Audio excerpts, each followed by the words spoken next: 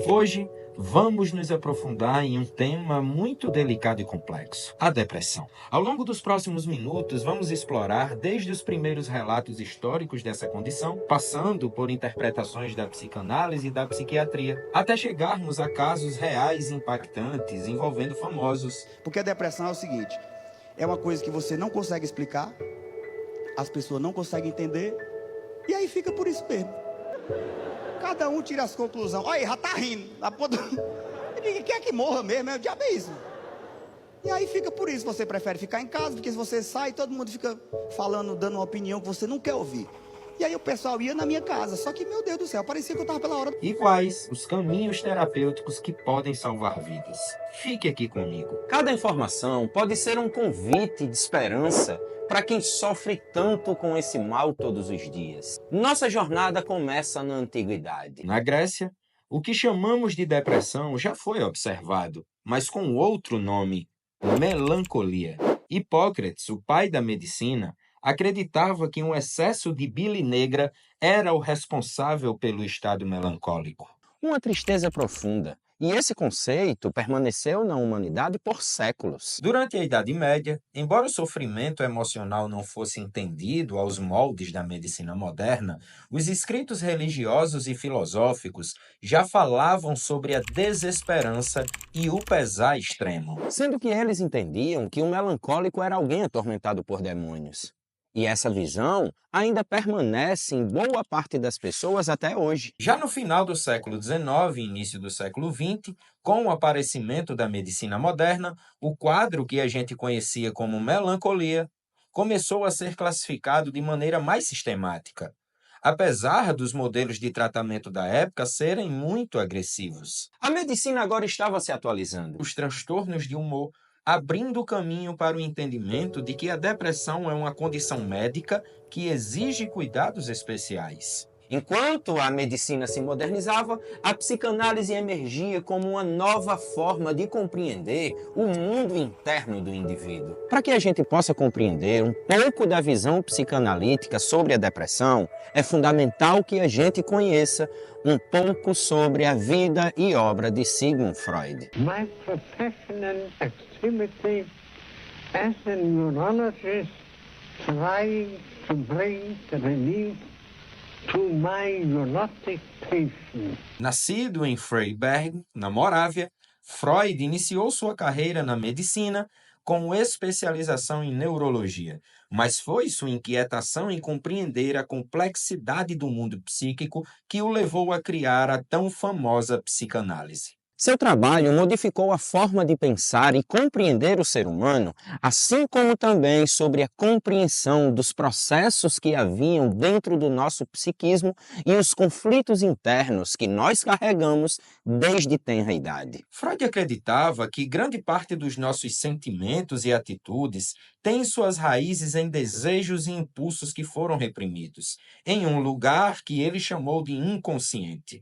Assim, foi possível compreender que a depressão não seria apenas um estado emocional superficial, mas uma expressão de conflitos psíquicos profundos. Um dos textos fundamentais para poder entender a visão freudiana é um ensaio chamado Luto e Melancolia, que foi publicado em 1917. Neste texto, Freud diferencia o luto, que é uma reação natural e saudável a perdas que acontecem no cotidiano, da depressão, que é uma expressão patológica onde o sujeito não apenas sofre a perda, mas também começa a dirigir a si mesmo uma agressão, como se ele fosse o próprio objeto perdido. E é a partir disso que o depressivo começa a se despersonificar.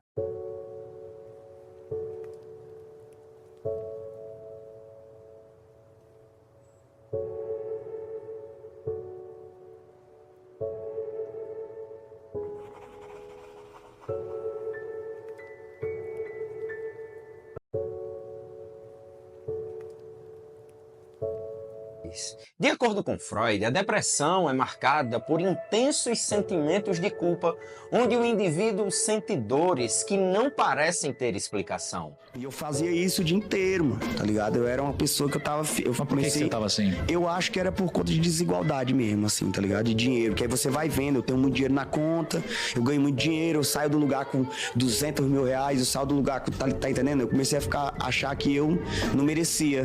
No texto Além do Princípio do Prazer, de 1920. Freud introduz a ideia de que todo ser humano possui uma inclinação à autodestruição.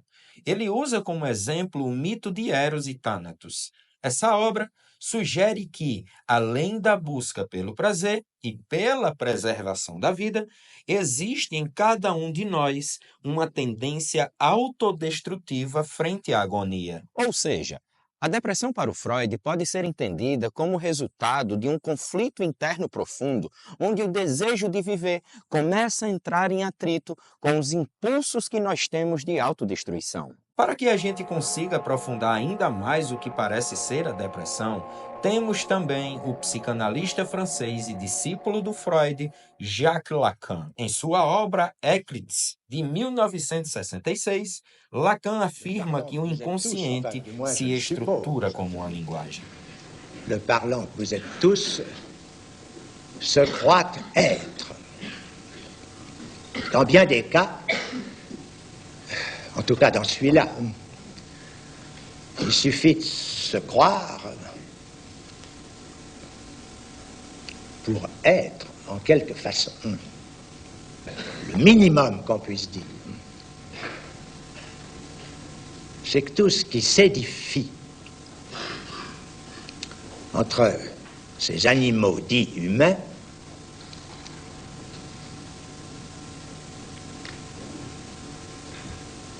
est construit, fabriqué, fondé sur le langage.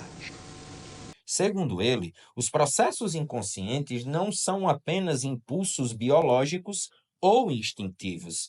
Isso sugere que a depressão se daria pela dificuldade do indivíduo de articular e simbolizar os seus sentimentos. Essas visões psicanalíticas nos convidam a compreender que por trás de todo sintoma existem sentimentos, conflitos não resolvidos muito profundos. Em contraste à psicanálise, a psiquiatria foca muito mais nos aspectos biológicos da depressão. Atualmente, a depressão é uma desordem neuroquímica como um transtorno de humor, marcado por sintomas que vão desde a tristeza e desesperança até os pensamentos de morte. Muitas são as pesquisas que tentam comprovar que condições como a depressão têm nas suas raízes as causas biológicas, mas isto não passa ainda de pesquisas, não tem absolutamente nada comprovado. O que se sabe é que deficiências na produção de serotonina, dopamina e noradrenalina causam os sintomas descritos na depressão. Estima-se que 300 milhões de pessoas no mundo tenham depressão. Já sobre a ansiedade, o Brasil é o número 1 no mundo em casos. O Whindersson Nunes talvez seja um dos nossos casos mais conhecidos. Ele já falou diversas vezes de forma aberta sobre alguns dos fatores que ele acredita ser a causa. O cantor Lucas Luco tem aparecido várias vezes em suas redes sociais falando sobre esse mal que o assola. Ultimamente, ele tem postado vários vídeos chorando e até se questionando se vale ou não a pena lutar. Em alguns casos, a depressão conseguiu vencer a batalha. Alguns dos nomes mais conhecidos que nós temos são o ator global Flávio Miglácio, de 85 anos, em 2020 foi encontrado sem vida em seu sítio no Rio de Janeiro por seu caseiro. Ele deixou uma carta de despedida e com um certo tom de raiva e frustração. Em 2009, a atriz Leila Lopes, de 50 anos, deixou uma carta de despedida aos fãs, amigos e familiares antes da sua partida. Em alguns trechos, a carta dizia: "Não chorem, não sofram. Eu estou absolutamente feliz. Isso é só para vocês verem que eu não sou covarde, não. É preciso coragem para deixar esta vida. Saibam todos que tiverem conhecimento desse documento que não estou desistindo da vida, escreveu a atriz. Infelizmente, tivemos tantos e tantos outros casos, como, por exemplo, Robbie Williams, com 63 anos, perdeu a vida para a depressão no dia 11 de agosto de 2014. Ovacionado em Hollywood, um ator altamente bem-sucedido, infelizmente perdeu essa batalha.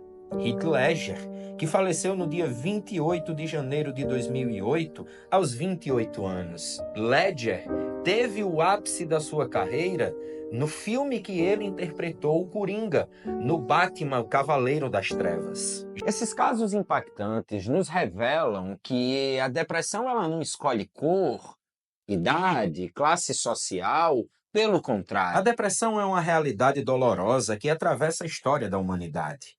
Compreendemos que esse sofrimento é complexo, mas também que há caminhos para a superação. Se você ou alguém que você conhece estiver passando por isso, saiba que você não está sozinho. Busque ajuda profissional, procure alguém que te seja próximo ou ligue para o Centro de Valorização da Vida, o CVV 188. Obrigado por nos acompanhar até aqui. Se você gostou desse vídeo, desse nosso conteúdo, deixe aqui a sua curtida, deixe o seu comentário, ajude o nosso trabalho, porque a sua curtida, o seu comentário é exatamente o combustível que a gente precisa para gravar mais e mais vídeos como esse.